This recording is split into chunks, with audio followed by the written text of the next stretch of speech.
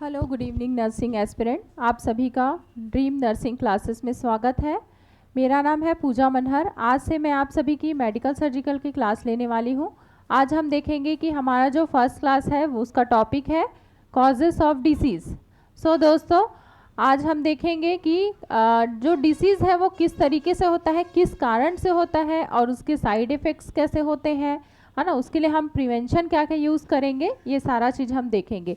क्योंकि हमारे आने वाले जो लाइफस्टाइल से रिलेटेड हमारे सभी चीज़ों में क्या होता है, अक्सर कोई डिसीज़ हमको अफेक्ट करता है, जिससे हम हमारा जो बॉडी का जो नॉर्मल सिम्टम है, फिजियोलॉजिकल सिम्टम है, एनाटॉमिकल सिम्टम है, तो जो सम रीजन की वजह से क्या होगा वो अफेक्ट होता है। सो दोस्तों, चलिए आई हम देखते हैं फर्स्ट टॉपिक हमारा कॉजेस ऑफ डिसीज़। तो डिसीज़ होता क्या है, फर्स्टली हम देखेंगे कि डिसीज़ क्या होता है।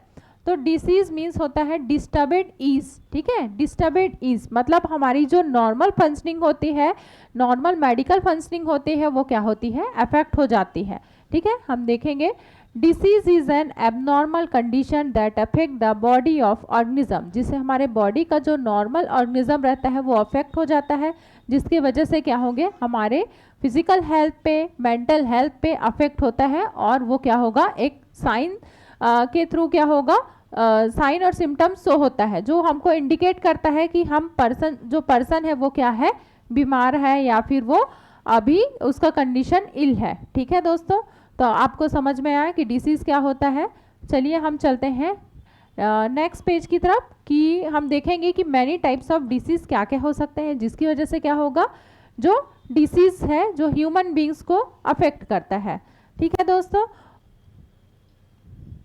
नेक्स्ट पेज देखेंगे हम types of disease.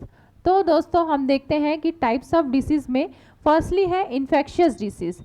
Infectious disease आपको मतलब नाम से ही समझ आ रहा है कि इन्फेक्शियस मीन्स क्या होगा, कि कोई पर्टिकुलर पैथोजेंस है जो क्या करेगा, हमारे बॉडी में एंटर करता है और साइन सिम्टम्स शो करता है, जिसको हम बोलते हैं इन्फेक्शियस डिसीज। तो इन्फेक्शियस डिसीज क्या क्या हो सकता है, जस्ट लाइक फॉर एग्जाम्पल हो गया आपका HIV एड्स, ठीक है। तो ये किससे हो सकता है, वायरस से हो सकता है, या फिर डिफरेंट टाइप्स के बैक्टीरिया हो गए, फंगाइस हो गए, और मलेरियल पैरासाइट्स हो गए, ठीक है, वर्म से हो सकते हैं।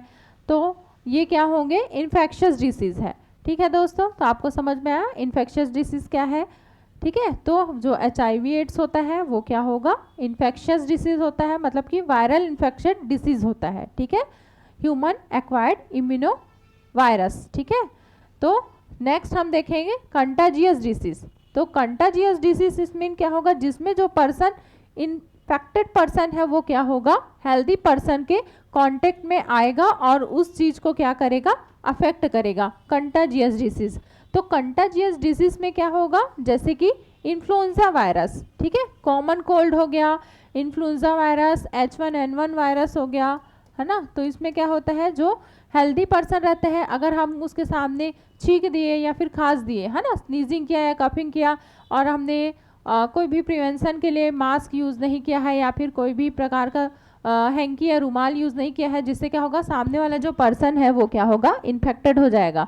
तो जैसे कि हम नॉर्मली देखे जाए तो हमारे आसपास क्या होता है, किसी को सर्दी हो गया, जुकाम हो गया, तो अगर वो उस पर्सन के कांटेक्ट में रहता है तो बहुत जल्दी क्या होगा दोस्तों, वो उससे अफेक्ट होगा और इन्फेक्टेड हो जाएगा। समझ में आया आप लोगों को। तो ये होता है कंटाजियस डिसीज।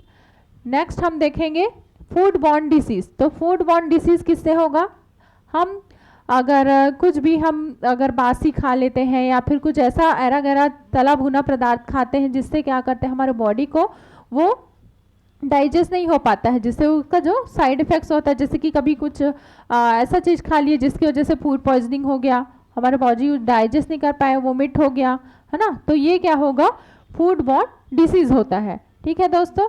तो अनहेल्दी या फिर कुछ जंक फूड खा लिया, ऑयली खा लिया, स्पाइसी खा लिया, ठीक है, तो वो हमारे बॉडी को क्या करेगा, अफेक्ट करता है, जिससे क्या होगा, फूड बॉर्न डिसीज होता है, ठीक है। नेक्स्ट हम देखेंगे कि कम्युनिकेबल डिसीज। तो कम्युनिकेबल डिसीज क्या होता है दोस्तों, कम्युनिकेबल डिसीज तो आप बहुत अच्छे से जानते हैं। अभी आपकी जो सीजन था 2020 से लेके 23-22 ये वाला जो सेशन चल रहा था उसमें किसने हमें अफेक्ट करके रखा था? कोविड-19 ने। कोविड-19 क्या है? कम्युनिकेबल डिसीज है। तो कोविड-19 क्या होता है?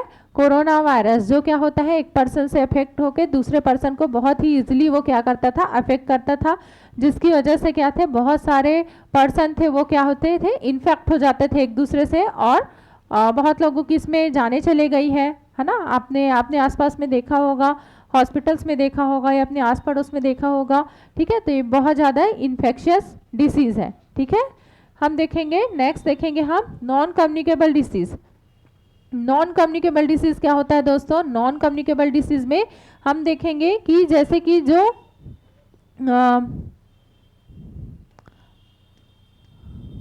स्मॉल पॉक्स हो गया है ना, सॉरी,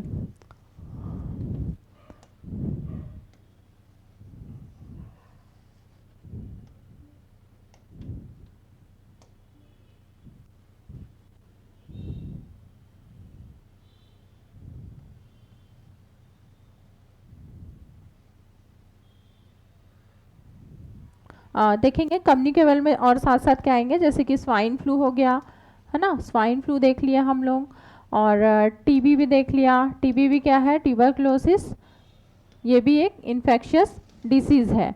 नॉन कम्युनिकेबल में जैसे कि हो गया डायरिया हो गया है ना, ये सब चीज़ क्या हो जाएंगे?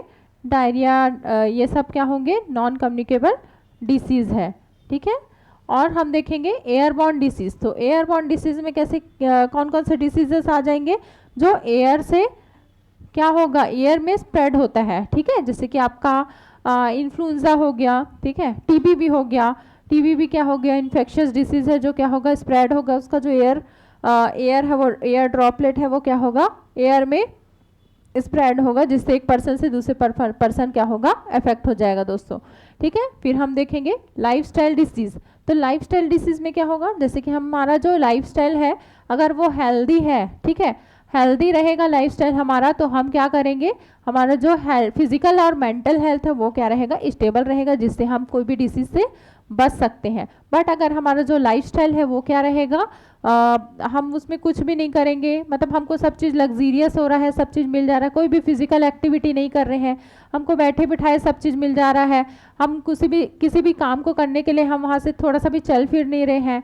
ठीक है, तो जैसा कि वो क्या कॉज करता है? ओबिसिटी कॉज करेगा, हार्ट डिसीज कॉज करेगा, हाइपरटेंशन कॉज करेगा, जिससे जो पर्सन है वो हार्ट से रिलेटेड बहुत सारे डिसीज से क्या होगा? ग्रसित होगा। ठीक है दोस्तों, तो ये क्या होता है? Lifestyle disorder. उसमें ओबिसिटी होगा, हाइपरटेंशन होगा। ठीक है, क्योंकि उसमें पर्सन अपना फिजिकल एक्टिविटी कर ही नहीं रहे। आप ही देख लो कि अगर आप एक ही जगह बैठे रहोगे और आप कुछ काम नहीं करोगे तो क्या होगा? आपकी जो साथ साथ वजन बढ़ते जाएगा और बहुत सारे डिसीज आपको ग्रसित करेंगे अंदर ही अंदर, जिसको आपको पता ही नहीं चलेगा, और बाद में वो एक सीवियरिटी के साथ आपको क्या होगा? इफेक्ट करेगा, जिसको आपको बाद में पता चलेगा तो आपके मतलब हेल्थ के लिए बहुत ही वो नुकसानदायक होगा दोस्तों। ठीक है, तो हम देखेंगे नेक्स्ट, देखेंगे हम मेंटल डिसऑर्डर। तो मेंटल डिसऑर्डर में क्या क्या होगा दोस्तों? हमारा जो हेल्थ का डेफिनेशन होता है उसमें क्या होता है? हमको मेंटली फिजिकली हमको हेल्दी होना पड़ता है। ठीक है, हम ऑल राउंड मतलब सभी तरीके से अगर हम हेल्दी है तो हमारा क्या है? फिजिकल मेंटल हेल्थ हमारा ठीक रहेगा। बट अगर हम ना तो मेंटली फिट है और ना ही हेल्दी फिट है तो क्या करेगा? हमारे हेल्थ को अफेक्ट करता है। ठीक है, तो मेंटली डिसऑर्डर में जैसे कि किसी भी चीज़ का एंजाइटी है, ठीक है, एंजाइटी डिसऑर्डर, ठीक है, स्ट्रेस है किसी भी चीज़ को, आपको अगर एग्ज़ाम का स्ट्रेस है कि हाँ हमको कैसे अभी स्टाफ नर्स की तैयारी कैसे करेंगे, आने वाले समय में कैसे हम पढ़ाई करें कि हमको कैसे अच्छा मार्क्स मिले कि हम गवर्नमेंट जॉब के लिए अच्छे से कैपेबल हो सके। ठीक है दोस्तों, तो हमको क्या रहेगा? इस चीज़ का स्ट्रेस रहता है। या फिर हमारा जो वर्क प्रेशर है, नर्सेज को तो बहुत सारे वर्क प्रेशर रहते हैं ऑलरेडी कि उनको जॉब में है, अगर वो क्लिनिकल फील्ड में है तो उनको बहुत सारे वर्कलोड होगा, स्ट्रेस होगा अपने जॉब से रिलेटेड। ठीक है, और साथ में अगर कोई पर्सन किसी भी चीज़ के लिए मतलब बार बार वो थॉट्स आ रहे हैं, सोच रहा है, तो वो क्या होगा? डिप्रेशन में चला जाता है दोस्तों। तो ये देखें कि डिप्रेशन हो गया, सुसाइडल हो थॉट्स आना उसको हो गया, तो ये सारे सब चीज़ किस में आएंगे? मेंटल डिसऑर्डर में आएंगे। जैसे schizophrenia disorder, bipolar manic disorder हो गया, मेनिया हो गया। ठीक है, एवरीथिंग सॉल्व एंड नेक्स्ट देखेंगे ऑर्गेनिक डिसऑर्डर, ठीक है। तो ऑर्गेनिक डिसऑर्डर में हम क्या क्या देखते हैं, जैसे कि ब्रेन इंजरी हो गया, कोई ट्रॉमा हुआ है ब्रेन में, ठीक है, या फिर लंग्स में, तो ये सारे चीज़ क्या होगा, ऑर्गेनिक डिसऑर्डर। या फिर डायबिटीज़ हो गया, तो ये सारे सब चीज़ किस में आएंगे, आपके ऑर्गेनिक डिसऑर्डर में आएंगे दोस्तों। फिर हम लास्ट वन देखेंगे कि वाटर बॉर्न डिसऑर्डर। तो वाटर जब क्या है, कंटामिनेटेड वाटर है, अगर हमने कंटामिनेटेड वाटर इनटेक किया है, ठीक है, तो उससे रिलेटेड जो डिसीज़ है वो ह्यूमन बीइंग को अफेक्ट करेगा। जैसे कि क्या है, डायरिया, ठीक है, डायरिया, डिसेंट्री हो गया, है ना, कोलेरा हो गया, तो ये सब क्या है, वाटर बॉर्न डिसीज। अगर हमने कंटामिनेटेड वाटर इनटेक किया है तो उससे हमको क्या होगा, डायरिया हो सकता है, या फिर फूड पॉइजनिंग भी हो सकते हैं इससे, और डिसेंट्री भी हो सकता है, ठीक है। तो ये सब क्या है, जो हमारे ह्यूमन बींग को ये डिसीज़ है जो अफेक्ट करता है, ठीक है दोस्तों। तो ये ऑल टाइप्स के डिसीज़ है जो क्या करेंगे, एक नॉर्मल ह्यूमन बींग को डिफरेंट टाइप से अफेक्ट करते हैं, और उसके कॉजेस है कि किस लिए अफेक्ट करते हैं और उसका साइन सिम्टम्स क्या होता है, ठीक है दोस्तों। देखेंगे हम नेक्स्ट पेज में, ठीक है। तो on the basis of types of disease, ठीक है, तो जो डिसीज को बताया गया है कि कैसा होता है, ठीक है, तो उसका ड्यूरेशन देखते हैं और कॉजेज देखते हैं। दो मेन चीज़ देखते हैं हम कोई भी डिसीज होने का। तो ड्यूरेशन में फर्स्टली हम क्या देखेंगे कि ड्यूरेशन जो है उसमें क्या होगा, एक्यूट। तो एक्यूट मीन्स क्या होता है दोस्तों, कि एक्यूट होगा, इट मीन्स होगा on the short time period, ठीक है। तो ये शॉर्ट टाइम पीरियड के लिए होगा,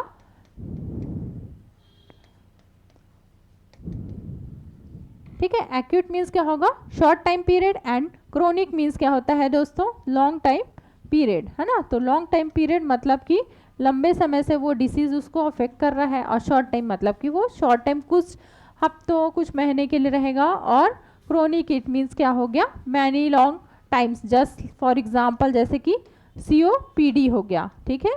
तो ये क्या हो गया, डिसीज़ है जो अफेक्ट करता है, ये हम ड्यूरेशन देखते हैं। फिर नेक्स्ट देखेंगे दोस्तों कॉजेस। तो कॉजेस क्या होता है दोस्तों, वो कॉजेस कोई सा भी हो सकता है, जैसे कि हो गया कम्युनिकेबल हो सकता है, ठीक है, एंड इन्फेक्शियस हो सकता है, ठीक है। तो इन्फेक्शन में कौन कौन सा इन्फेक्शन है वो होगा, एंड नॉन कम्युनिकेबल में किस टाइप के नॉन कम्युनिकेबल डिसीज़ है वो हो सकता है।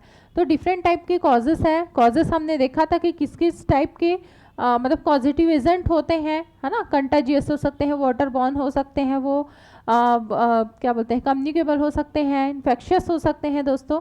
तो ये सारे क्या होंगे, टाइप्स ऑफ डिसीज होंगे, जिसको हम क्या करते हैं, डिसीज से रिलेटेड उसका ड्यूरेशन और कॉजेज के अकॉर्डिंग हम उसको एग्जैक्ट पता करते हैं दोस्तों, ठीक है। नेक्स्ट हम देखेंगे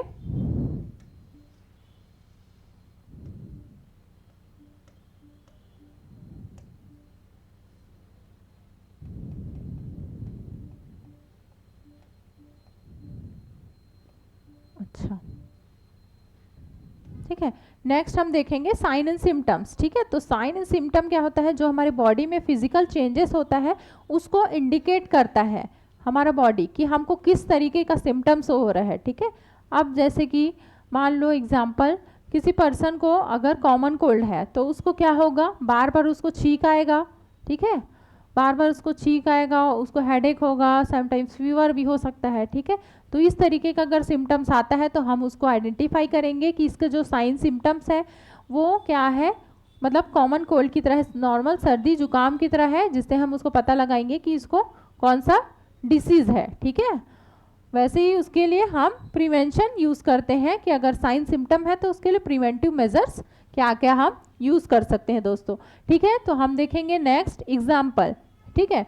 तो एग्जाम्पल हम देखते हैं कि सडनली किसी पर्सन को डायरिया है, तो डायरिया किस कारण से उसको हुआ है, ठीक है। उसका जो पॉजिटिव एजेंट है किसकी वजह से होगा, वायरल इन्फेक्शन की वजह से होगा डायरिया उसको, ठीक है। वायरल इन्फेक्शन के साथ साथ उसको किस वजह से होगा, ड्रिंकिंग वाटर की वजह से होगा, ठीक है। तो ड्रिंकिंग वाटर में क्या किया है उसने, या फिर क्या खाया है, ठीक है, कौन सा फूड इनटेक किया है, कैसा वाटर पिया है, तो वाटर कैसा था उसका, अनक्लीन वाटर था या फिर कंटामिनेटेड फूड था, समझ जाइए आप एग्जाम्पल के लिए। और साथ में उसका पुअर हेल्थ था, ठीक है, हेल्थ भी पुअर है। तो पुअर हेल्थ किसकी वजह से है, नॉट वेल नरिश पर्सन जो है क्या है, वो पुअर्टी है। पुअर्टी मीन्स क्या है, गरीब पर्सन है, तो उसकी वजह से क्या होगा, उसका फाइनेंशियल कंडीशन अच्छी नहीं है, जिसकी वजह से वो पर्सन है मतलब कि अच्छे से न्यूट्रिशन फुलफिल नहीं ले पा रहा है अपना, ठीक है, जो न्यूट्रिशियस उसकी बॉडी के लिए इम्पोर्टेंट है वो इनटेक नहीं कर पा रहा है, जिसकी वजह से क्या होगा, उसको पुअर हेल्थ होगा, ठीक है। और या तो ये डिसीज कंडीशन हुआ है वो किसकी वजह से होगा, जेनेटिक डिफिशियंसी की वजह से होगा, जो क्या होगा वन पर्सन टू अनदर, मतलब कि one generation to another generation उसको ट्रांसमिट हुआ है। तो ये एग्जाम्पल हो सकता है, ये एक कॉज है कि जो डायरिया है किसकी वजह से हो रहा है। समझ में आया दोस्तों आप लोगों को, ठीक है। हम देखते हैं अब नेक्स्ट, ठीक है। तो जो इन्फेक्शियस एजेंट है वो कौन कौन सा ऐसा इन्फेक्शियस एजेंट है जिसकी वजह से क्या होगा, डिसीज कॉज होता है। ये बहुत ही इंपॉर्टेंट है कि हम जो भी डिसीज देखते हैं वो इन इन्फेक्शियस एजेंट की वजह से ही डिसीज कॉज होता है हमको, ठीक है। तो हम देखेंगे फर्स्टली वायरस। तो वायरस में क्या होगा, वायरस किसकी वजह से होता है, या तो कॉमन कोल्ड की वजह से होगा, ठीक है, या फिर इन्फ्लुएंजा वायरस की वजह से होगा, influenza virus, H1N1 virus, HIV AIDS हो गया, ठीक है, डेंगू हो गया, ठीक है। तो ये क्या हो गया, वायरल इन्फेक्शियस है। फिर नेक्स्ट देखेंगे हम बैक्टीरिया। तो बैक्टीरिया किसकी वजह से होगा, या फिर बैक्टीरिया की वजह से क्या होगा, टाइफाइड होगा, कोलेरा होगा, ठीक है। और क्या होगा, तो दोस्तों हम देखेंगे कि साथ साथ जो वायरस है वो कैसे इफेक्ट करता है और बैक्टीरिया कैसे इफेक्ट करता है। माइकोबैक्टीरियम ट्यूबरकुलोसिस, तो माइकोबैक्टीरियम ट्यूबरकुलोसिस क्या है, टीबी है ना, जो उसका कॉजेटिव एजेंट है वो क्या कॉज करता है, ट्यूबरकुलोसिस कॉज करता है दोस्तों, ठीक है। नेक्स्ट हम देखेंगे फंगाई। तो फंगाई से क्या हो सकता है, स्किन रैसेस होगा, सोरियासिस होगा, डर्मेटाइटिस होगा। ये many types of skin disorder के लिए क्या है, रिस्पॉन्सिबल है, ठीक है दोस्तों। आप सभी को समझ में आ रहा है कि हमारा जो इन्फेक्शियस एजेंट है वो कैसे एक डिसीज को कॉज करता है, ठीक है। प्रोटोजोआ, तो प्रोटोजोआ देखेंगे तो प्रोटोजोआ से क्या क्या हो सकता है, मलेरिया होगा, ठीक है, मलेरिया पैरासाइट्स होगा, और मॉस्किटो के बाइट से होगा ये, ठीक है, काला आजार, ठीक है। तो ये सारे क्या है, प्रोटोजोआस इन्फेक्शियस डिसीजेस है, ठीक है। वर्म से क्या होगा, क्या होगा, इंटेस्टाइनल इन्फेक्शन हो सकता है, ठीक है, इंटेस्टाइनल इन्फेक्शन होगा, इंसेफ्लाइटिस हो सकता है। तो ये क्या होगा, वर्म्स की वजह से होगा, ठीक है। नेक्स्ट दोस्तों हम देखते हैं reducing the spread of disease. तो अगर हमने इतने सारे डिसीज देखा है तो उसको रेड्यूस करने के लिए, उसको कंट्रोल करने के लिए हम क्या क्या कर सकते हैं दोस्तों। तो हम देखते हैं कि अगर हमें कोई डिसीज़ हो जाता है तो हम उस डिसीज़ से प्रिवेंट होने के लिए, रेड्यूस करने के लिए हम कौन कौन से स्ट्रेटजीज यूज़ करते हैं। तो हम जो वायरल और इन्फेक्टिव डिसीज़ है उससे प्रिवेंट होने के लिए हम क्या करते हैं, फर्स्टली हम वैक्सीनेशन करते हैं, ठीक है। जैसे कि हो गया हेपेटाइटिस का वैक्सीन लगता है, डिप्थीरिया का वैक्सीन लगता है, ठीक है। तो मैनी टाइप्स के जो वैक्सीन्स है वो क्या होते हैं, डिसीज़ से प्रिवेंट करने के लिए हमको एट बर्थ दिया जाता है, या फिर जो डिसीज अगर हम प्रिवेंट होना है ना, तो हम क्या करते हैं, अगर बेबी वूम में, मदर वूम में भी है तो हम उसको क्या करते हैं, वैक्सीन प्रोवाइड करते हैं, ताकि वो बेबी को मतलब कि इन विट्रो कंडीशन से बाहर जब वो आता है तो उस कंडीशन में वो डिसीज से प्रिवेंट हो सके, ठीक है दोस्तों। तो हम नेक्स्ट देखेंगे एंटी माइक्रोबियल एजेंट देते हैं। तो एंटी माइक्रोबियल एजेंट देंगे हम जिससे वो बैक्टीरियल इन्फेक्शियस डिसीज से प्रिवेंट हो सके, ठीक है। नेक्स्ट देखेंगे कि गुड पर्सनल हाइजीन। तो हमारा सबसे इम्पॉर्टेंट थिंग क्या है कि हमको अपना पर्सनल हाइजीन मेंटेन करना है। तो पर्सनल हाइजीन कैसे मेंटेन करेंगे, अगर हम खुद अपने सेल्फ के लिए ओरिएंटेड है कि हमको अपना खुद का पर्सनल हाइजीन मेंटेन करना है, तो हम क्या करेंगे, खुद भी हम इन्फेक्शियस एजेंट से प्रिवेंट रहेंगे, और साथ में हम जो पर्सन हैं, जो पेशेंट्स हैं या उसके रिलेटिव्स है, तो हम उसको भी एजुकेट कर सकते हैं, उसको भी गाइड कर सकते हैं आपको कैसे अपना हाइजीन मेंटेन करना है, प्रॉपर हैंड वॉशिंग करना है, क्लीनिंग करना है, ठीक है। नेल्स को मतलब रेगुलरली हमको क्या करना है, शॉर्ट नेल्स होने चाहिए, हेयर्स अच्छे से कॉम्बिंग करना है उसको, ठीक है, बाथिंग करना है, रेगुलर एक्सरसाइज करना है ताकि उसकी फिजिकल एक्टिविटीज इंप्रूव हो सके, ठीक है दोस्तों। और प्रोटेक्शन अगेंस्ट द मॉस्किटोज, तो मॉस्किटो से प्रिवेंट हो गए ताकि वो मॉस्किटो से जो होने वाले डिसीज़ है उससे प्रिवेंट हो सके। तो उसके लिए क्या कर सकते हैं दोस्तों, उसको हम गाइड करेंगे, उसको एजुकेट करेंगे कि आप अपने घर में मच्छरदानियों का यूज़ करिए, मॉस्किटो नेट को यूज़ करिए, आप ओडोमास या फिर ऑइंटमेंट जो आता है वो यूज़ कर सकते हैं, या फिर अपने आसपास में क्या करें, दवाओं का छिड़काव कर सकते हैं जिससे जो आसपास में मॉस्किटोस है, मच्छर है, वो क्या हो सके, किल हो सके दोस्तों। ठीक है। और क्वारंटाइन, तो क्वारंटाइन करने के क्या उद्देश्य है, हमने बहुत सारे लोगों ने कोरोना काल में देखा होगा, कोविड-19 में जो पर्सन इन्फेक्टेड था कोविड-19 से उसको हम क्या करते थे, आइसोलेट करके रखते थे, और उसको जो हेल्दी पर्सन है वो इन्फेक्टेड ना हो इसलिए हम उसको क्या करते थे, क्वारंटाइन करके रखते थे। तो ये सारे स्ट्रेटजीज हम यूज़ करते हैं दोस्तों ताकि हम क्या कर सके, जो डिसीज़ है उससे प्रिवेंट हो सके। ठीक है। नेक्स्ट हम देखेंगे। ठीक है दोस्तों, ये हमारा आज का क्लास यहीं पे ख़त्म होता है, और इसके साथ साथ आप अपने स्ट्रेटजीज़ भी यूज़ कर सकते हैं, प्रॉपरली हैंड वॉशिंग कर सकते हैं, जो हमारे हैंड वॉशिंग का 7 स्टेप्स है वो हम फॉलो कर सकते हैं हम डिसीज़ से प्रिवेंट होने के लिए। तो आज हमारा टॉपिक यहीं पे ख़त्म होता है दोस्तों, हम कल फिर मिलेंगे नए टॉपिक के साथ। Thank you.